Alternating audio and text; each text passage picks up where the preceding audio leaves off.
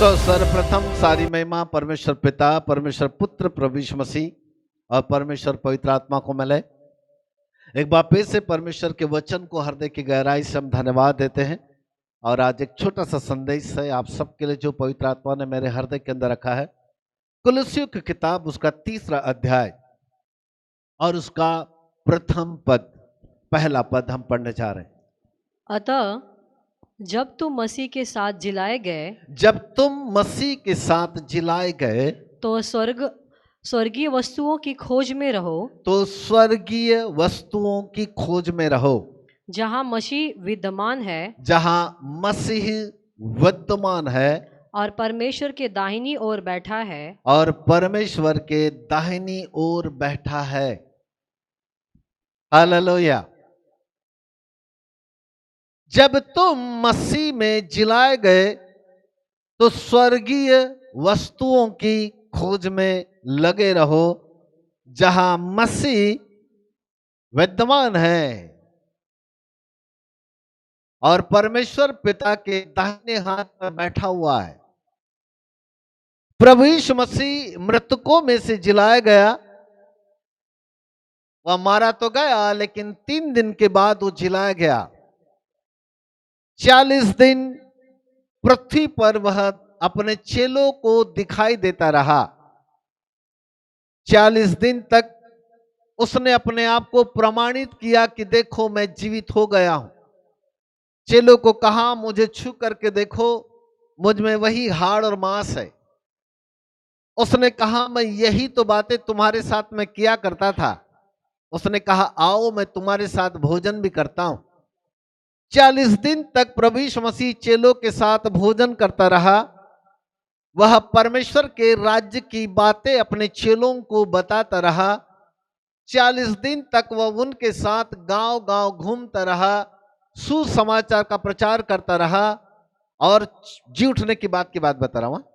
और वह लोगों को और चेलों को यह बोलता रहा कि देखो चेलो, तुम इस बात का प्रमाण हो कि मैं मृत्यु में से जी उठा हूं। मैं जीवित हूं, मैं जीवित हूं, मैं जीवित हूं, मैं जीवित हूं।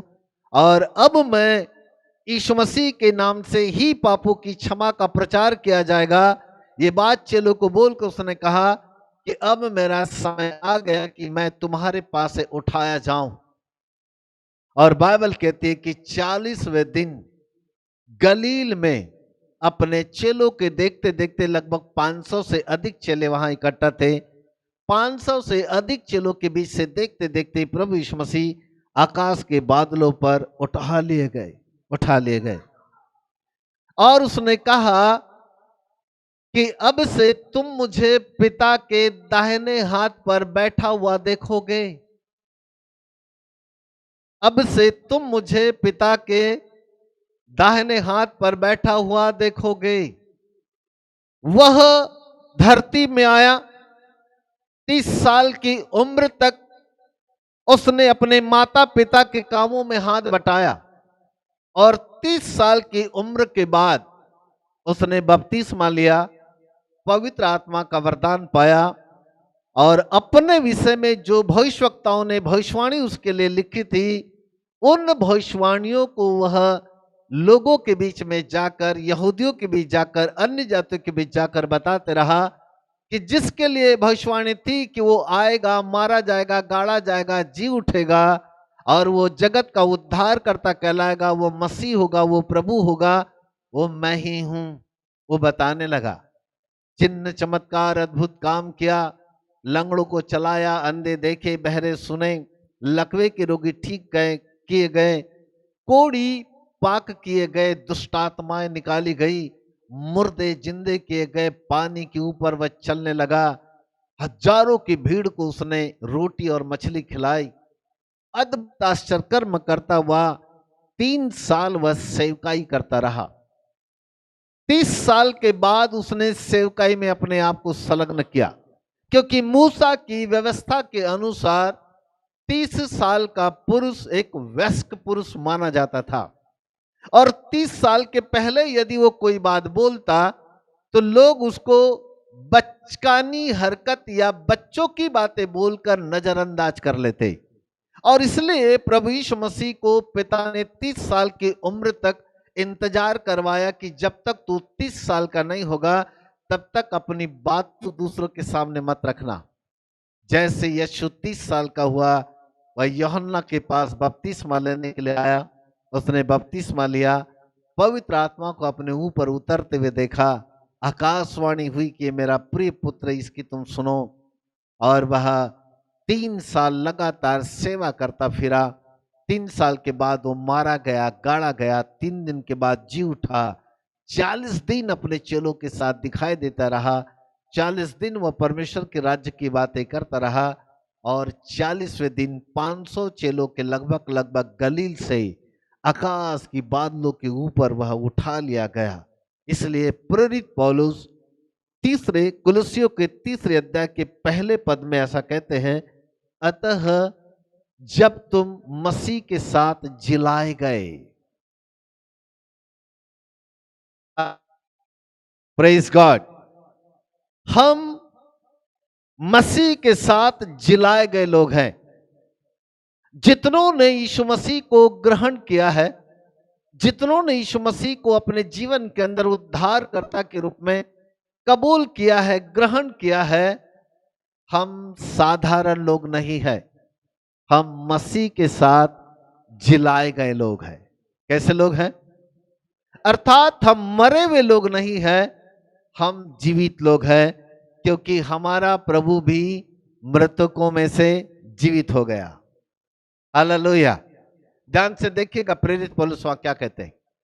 वो कहते हैं कि जहां मसीह विद्यमान है, जो पिता के दाहिने हाथ के ऊपर के पास जाकर के ऊपर में जाकर बैठ गया है, अर्थात अब हमारा प्रभु जो 33 साल धरती के ऊपर रहा, जिसने 33 साल धरती के ऊपर सेवाएं की रहा, वो प्रभु मृतकों में से जी उठने के बाद स्वर्ग में विद्यमान हो गया। वो पिता के सिंहासन के दाहिने हाथ जाकर के बैठ गया। अब वहां से हमारे लिए आशीषों को खोलता है। इसका मतलब है कि प्रेरित पौलुस वहां पर ऐसा कहते हैं कि वो जो मसीह विद्यमान है, वो जो पिता के दाहिने हाथ जाकर के बैठ गया, उसने हमको भी मरे हुओं में से जिलाया। अर्थात जब हम मसीह के हैं तो हम जिलाए गए लोग, हम जीवित लोग हैं, पुनरुत्थान के लोग हैं। वो कहता है स्वर्गीय वस्तुओं की खोज में लगे रहो। हालेलुया। हेलो। कौन सी? अब मेरा सब्जेक्ट वही है। वो कह रहा है कि स्वर्गीय वस्तुओं की खोज में रहो। अन्य जाति के लोग, अविश्वासी लोग स्वर्गीय वस्तु की खोज में लगे नहीं रहते, वो भौतिक वस्तुओं की खोज में लगे रहते हैं। उनको भौतिक वस्तुएं चाहिए। घर हो गया तो बोले अब दूसरा कहां मिलेगा। 4 बंगले भी हो जाए तब भी आदमी 5वें बंगले की आशा में लगा रहता कि 5वां खरीद लूं और किराए से देते रहूं। आदमी जिंदगी भर कभी संतुष्ट नहीं होता। उसके पास जितना ज्यादा भौतिक वस्तुएं आती रहती है, उतना ज्यादा वो और अधिक उन भौतिक वस्तुओं के पीछे लगा रहता है। ये जो बड़े बड़े बिजनेसमैन हैं, उनको यदि आप देखोगे तो एक बिजनेस खत्म नहीं होता तो दूसरा उनका स्टार्ट होता है। वे लगातार भौतिक वस्तुएं और भौतिक क्षेत्र की आशीषों के लिए लगातार बढ़ते चले जाते हैं, वो भागते चले जाते हैं, उनको प्राप्त करने की मनसाएं होती हैं। अन्य जाति के लोग स्वर्गीय वस्तुओं की खोज में लगे नहीं रहते। अन्य जाति के लोग भौतिक वस्तुओं की खोज में लगे रहते हैं। उन्हें भौतिक वस्तुएं चाहिए। उन्हें चाहिए धरती की वो तमाम वस्तुएं जिनके द्वारा वो और ज्यादा धनी बन जाएं, वो और ज्यादा समृद्ध बन जाएं, वो और ज्यादा अपने नाम को बढ़ा कर सके, वो उसके लिए लगे रहते हैं। लेकिन प्रेरित पौलुस परमेश्वर का दास हमको कहता है, पृथ्वी पर की वस्तुओं पर ध्यान मत लगाओ, वरन स्वर्ग की वस्तुओं पर ध्यान लगाओ। कौन सी वस्तुओं पर? हालेलुया, है ना। अब हम जो मसीह में हैं, हम जो प्रभु में हैं, हम जिलाए गए लोग हैं। भौतिक वस्तुएं हमको चाहिए, हम उनको नजरअंदाज नहीं कर सकते। भौतिक वस्तु चाहिए। आप कई दिन तक बिना खाना खाए नहीं रह सकते। आपको चावल की जरूरत पड़ेगी, आपको दाल की जरूरत पड़ेगी, आपको पैसों की जरूरत पड़ेगी। वो हमारी आवश्यकताएं हैं। जब तक हम धरती के ऊपर जिंदा है, जितनी हमारी आवश्यकता है, जितनी हमारी संतुष्टि की आवश्यकता है, जिनमें हम संतुष्ट हो सकते हैं, वो चीजें हमारे लिए अनिवार्य है। परंतु प्रभु का वचन कहता है, रात और दिन केवल पृथ्वी की वस्तुओं पर ध्यान मत लगाओ, वरन स्वर्गीय वस्तुओं की ओर ध्यान लगाओ। Praise God, hallelujah. प्रभु यीशु मसीह ने कहा, यदि एक व्यक्ति इतना धनी हो जाए, इतना धनी हो जाए, इतना धनी हो जाए कि पूरे जगत को खरीदने की ताकत रखें, या पूरे जगत को यदि वो खरीद ले, उसके बावजूद भी अपने प्राणों की हानि उठाई, यानी उसका प्राण और उसकी आत्मा यदि नरक में जाए, तो यीशु मसीह ने कहा उसे क्या फायदा, उसे क्या फायदा। मेरे प्रिय प्रभु के बालकों, हम भौतिक वस्तुओं में कितने भी समृद्ध क्यों न हो जाए, हम संपन्नता में क्यों न चले, हमारे पास करोड़ों या अरबों की दौलत क्यों न हो जाए, लेकिन यदि हम केवल और केवल पृथ्वी की वस्तुओं के लिए दौड़ रहे, भाग रहे हैं, वही हमारा ध्यान है, वही हम दौड़ भाग कर रहे हैं, तो मुझे कहने दो, हम मात्र हमारी नजर भौतिक वस्तुओं पर है, स्वर्गीय वस्तु पर नहीं है। हमें अपने प्राणों के जागने के लिए कुछ करना होगा। हम केवल शरीर के लिए जिंदा नहीं है, हम केवल शरीर के पालन पोषण के लिए, शारीरिक आवश्यकताओं के लिए, भौतिक क्षेत्र की आवश्यकताओं के लिए हम मसीह में नहीं है। परंतु यदि हम प्रभु में है, मसीह में है, तो बाइबल कहती है स्वर्गीय वस्तुओं पर ध्यान लगाओ। कौन सी वस्तुएं, कौन सी वस्तुएं? वो किधर है, ऊपर कि नीचे? ऊपर। कौन सी है स्वर्गीय वस्तुएं? नंबर 1, स्वर्गीय वस्तुएं वो है जहां मरने के बाद हम जाने वाले हैं, जहां मरने के बाद हम जाने वाले हैं। अन्य जाति के लोग जो प्रभु में नहीं है, यानी अधर्मी है, अविश्वासी है, एक दिन वो मर जाएंगे, वो ऊपर की ओर नहीं जाएंगे, वो धरती के नीचे जाएंगे, अधोलोक में जाएंगे, वहां तड़पेंगे, वहां पर रोएंगे, वहां दांत पीसेंगे, वहां पर पछताएंगे, वहां विलाप करेंगे, क्योंकि उनके लिए वो भाग है। लेकिन यदि हम प्रभु में हैं, यदि हम मसीह में हैं, तो हम मरे हुए लोग नहीं, हम जीवित लोग हैं। कैसे लोग हैं? जीवित है। हमारे लिए नीचे का भाग नहीं है, हमारे लिए खुदा ने ऊपर का भाग रखा है। क्या हम किस्मत वाले लोग नहीं हैं? क्या हम आशीषित लोग नहीं हैं? है ना? तो हमारा ध्यान किधर होना चाहिए? नीचे कि ऊपर? ऊपर। हमारा ध्यान ऊपर होना है, क्योंकि एक दिन यदि हम मर भी जाएंगे, तो हमारा प्रभु हमको ऊपर लेके जाएगा, क्योंकि परमेश्वर ने ऊपर हमारे लिए जगह बना के रखा हुआ है। बहुत एक सुंदर पैराडाइज बना के रखा हुआ है, जहां पर तमाम धर्मी लोगों को, जो यीशु के खून से खरीदे गए हैं, जो उद्धार पाए लोग हैं, जो प्रभु के लोग हैं, जो जीवित लोग हैं, एक दिन प्रभु हमको ऊपर लेकर के जाएगा। वह हमेशा हमेशा के लिए हमको विश्राम देगा, वहाँ चैन होगा, वहाँ शांति शांति होगी, वहाँ आनंद ही आनंद होगा, वहाँ पर पसीना नहीं निकलेगा, वहाँ रोज रोज कपड़ा धोने की जरूरत नहीं पड़ेगी, क्योंकि वहाँ ऐसा कपड़ा मिलेगा जो कभी गंदाई नहीं होगा, उस कपड़े से कभी बदबू नहीं आएगी। ऐसा कपड़ा हमको पहनने के लिए मिलेगा, बहुत ही सुंदर वातावरण होगा, ऐसा आनंद होगा। वहाँ सूर्य की धूप नहीं होगी, वहाँ बारिश का पानी नहीं होगा, क्योंकि वहाँ यहोवा परमेश्वर का उजियाला होगा, एसी का टेम्परेचर होगा। हालेलुया। कैसा वाला टेम्परेचर होगा? हाँ, एसी का टेम्परेचर होगा। इसलिए वहां बार बार पसीना पोंछने के लिए रुमाल रखने की जरूरत नहीं पड़ेगी। ऐसा वाला जीवन है स्वर्गीय वस्तुएं। इसलिए पौलुस कहता है, धरती के वस्तुओं से कहीं हटकर स्वर्गीय वस्तु की खोज करो। क्या करो? तो ये खोज करो कि हे प्रभु, मैं अपने प्राण को, मैं अपनी आत्मा को कैसे बचा सकता हूं? तेरे वचन के आधार पर मैं ऊपर जाने की काबिलियत कैसे रखूं, ताकि जब आपका आगमन हो जाए तो प्रभु मेरा भी नंबर लगे ऊपर जाने के लायक, ताकि मैं वहां पर जाकर के विश्राम कर सकूं। उसकी खोज में लगे रहो। उसकी खोज में रहो। और उसकी खोज में जहां हम ऊपर जाकर एक दिन आराम करेंगे, उसकी खोज में लगे रहने का मतलब है परमेश्वर के वचन के आधार पर जीवन को जीना। जब ये परमेश्वर के वचन के आधार पर जब हम अपने जीवन को जीते हैं, तो प्रभु जी कहते हैं पक्की गारंटी, 100% गारंटी है कि हमको कोई दुनिया की कोई ताकत ऊपर जाने से रोक नहीं सकती। हालेलुया। सब लोगों के लिए प्रतिज्ञा नहीं है, सब लोगों के लिए शोक है, उनके लिए तो विलाप है, परंतु हमारे लिए आनंद की बात है कि हमारा प्रभु वचन पर चलने वाले लोगों को, वचन की अधीनता में रहने वाले लोगों के लिए एक सुंदर प्रतिज्ञा है कि मैं आऊंगा और तुम्हें अपने घर उठाकर लेके जाऊंगा। हालेलुया। उसने कहा मैं तुम्हारे लिए जगह तैयार करने ऊपर जा रहा हूं, और जब मैं तुम्हारे लिए जगह तैयार कर चुका हूंगा तो मैं आऊंगा और फिर तुमको उठाकर अपने घर में लेकर जाऊंगा। ये हमारे प्रभु की प्रतिज्ञा है।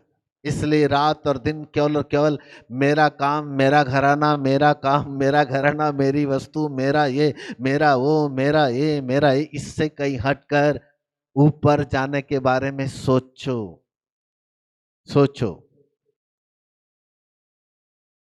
दुनिया के लोग शरीर को तो घात कर सकते हैं, पर हमारे प्राण को, हमारी आत्मा को घात नहीं कर सकते। उसको बचाने का एक ही रास्ता है, वो है परमेश्वर का वचन। ये है, इसलिए पौलुस कहता है स्वर्गीय वस्तुओं की खोज में लगे रहो। हालेलुया। दूसरी स्वर्गीय खोज, लिसन मी केयरफुली। दूसरी स्वर्गीय खोज इब्रानी 1:14 में लिखा है कि जब हम उद्धार पा लेते हैं तो परमेश्वर 2 स्वर्गदूतों को हमारे लिए सेवा टहल करने के लिए नियुक्त कर देता है।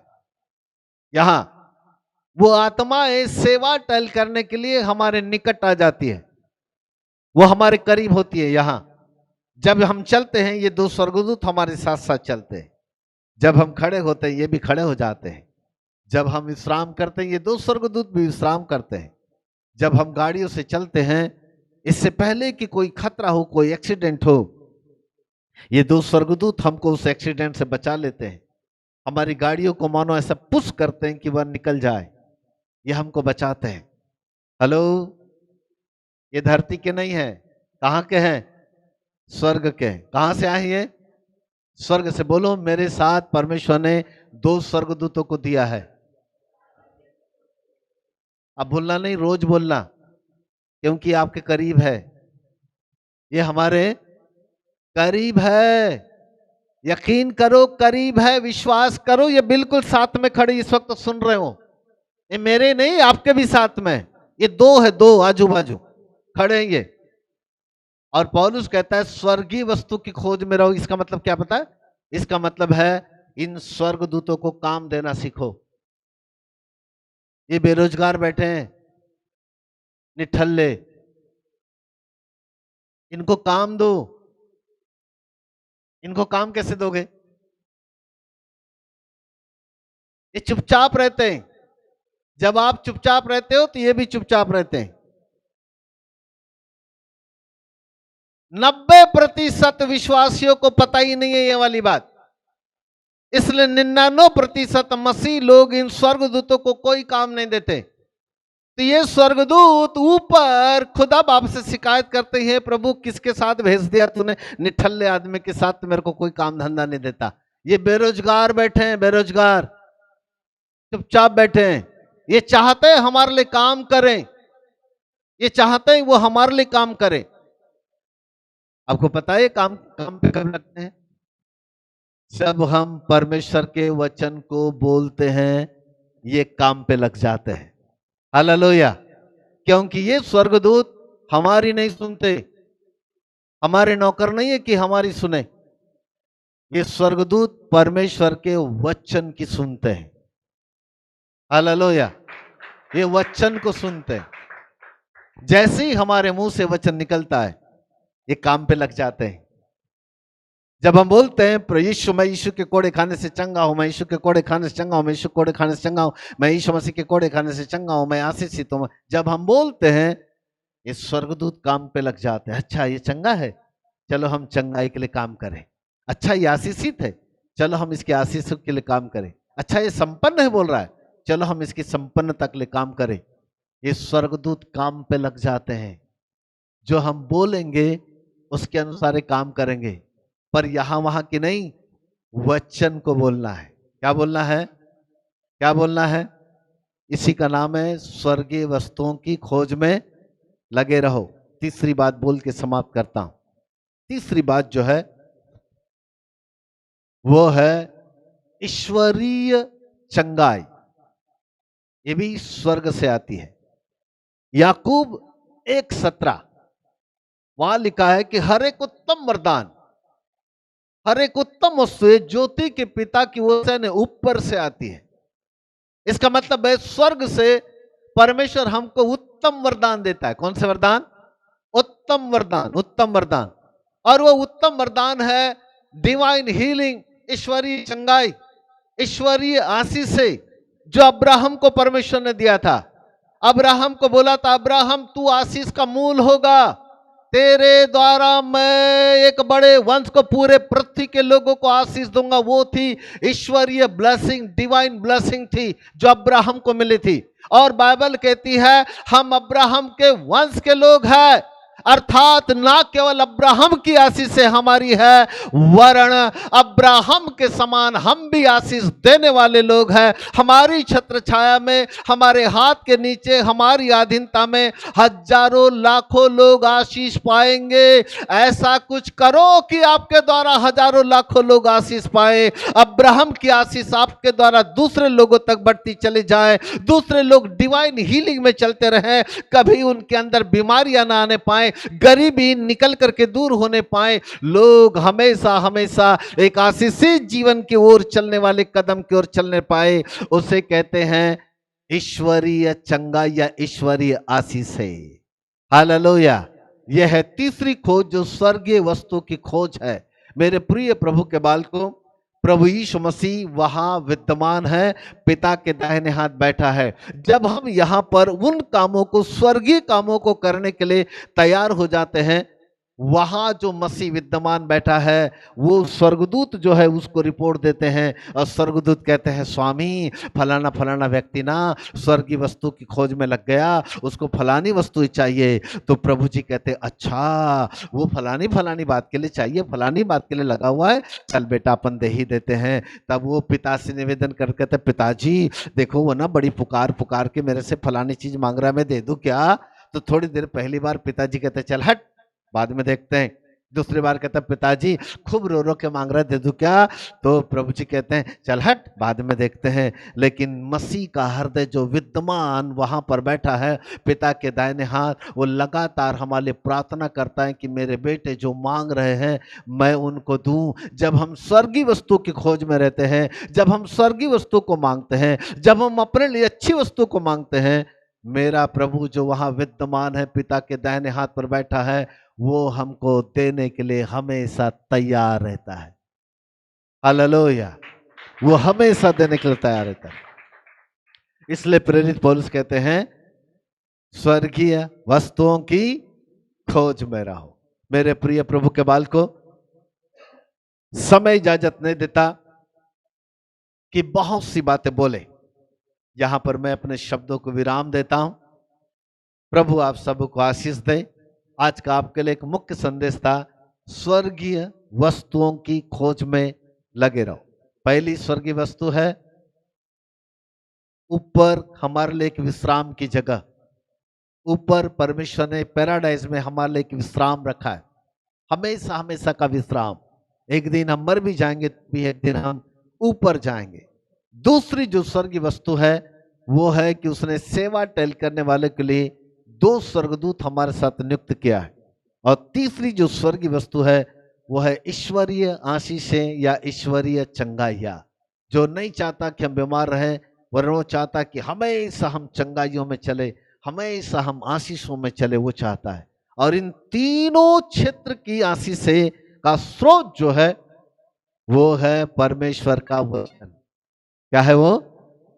बस यही से स्वर्गदूत काम करते हैं। इसी को मानने से एक दिन हम ऊपर होंगे, इसी का अंगीकार करेंगे, हम ईश्वरीय चंगाई में चलेंगे।